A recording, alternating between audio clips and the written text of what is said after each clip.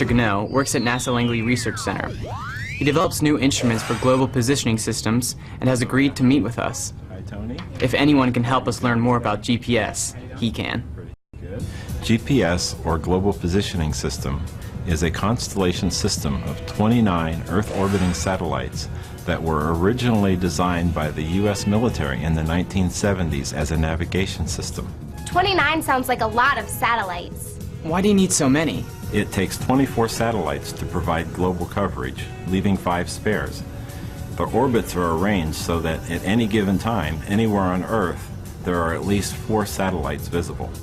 Why do 4 satellites need to be visible? Your GPS receiver needs 4 satellites in order to determine its own location. How does our GPS locate itself? By using a simple mathematical principle called trilateration. I'm not sure simple and trilateration should be used in the same sentence.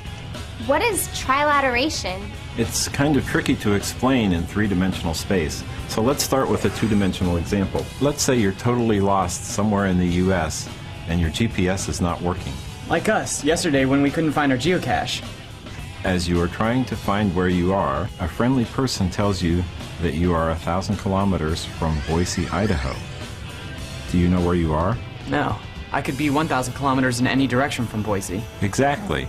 Now, let's say another friendly person comes by and tells you that you're 1,110 kilometers from Minneapolis, Minnesota. Do you know where you are? Not yet, but I'm getting closer to my location. That's right. Now you have 2 choices, but you still don't know where you are. Finally, another friendly person informs you that you are 990 kilometers from Tucson, Arizona. Now, do you know where you are? It looks like I'm in Denver, Colorado. Which, of course, I will be soon. The same concept works in 3-dimensional space, but instead of circles, you need to think in terms of spheres. And the satellites are the friendly people telling you how far you are from a place. That's right.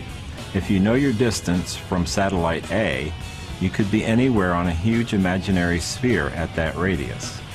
If you know your distance from satellite B, you can overlap the first sphere with the second sphere, and they intersect in a perfect circle. So if you know the distance to a third satellite, you get a third sphere which intersects with the circle at 2 points. Very good. And the Earth acts as the 4th sphere, so you can eliminate the point in space because you're on Earth.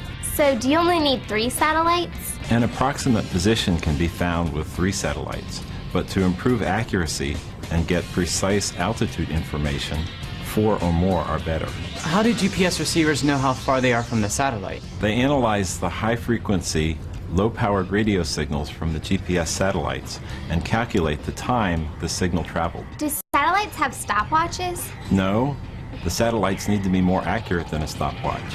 The satellites use a very accurate atomic clock, which produces exact time-coded signals. And what happens if a satellite malfunctions? It's possible. Again, that's why we have 29 satellites when only 24 are needed, leaving a few spares. It helps to have extra. True. Here at NASA, we use GPS to determine the position of aircraft and satellites. And we also are developing a system to perform remote sensing of the environment. All of these tasks require precision information. Spare satellites make sure we get the data we need. Cool. NASA's always doing amazing things. Mr. Gano, what would happen if your GPS was only receiving a signal from 1 or 2 satellites? Would you get incorrect results? No. Usually, your GPS device will let you know that it doesn't have enough satellites to calculate an accurate position. Sounds like we need to do some more research. Thanks, Mr. Gano. You're welcome, and good luck with your geocaching.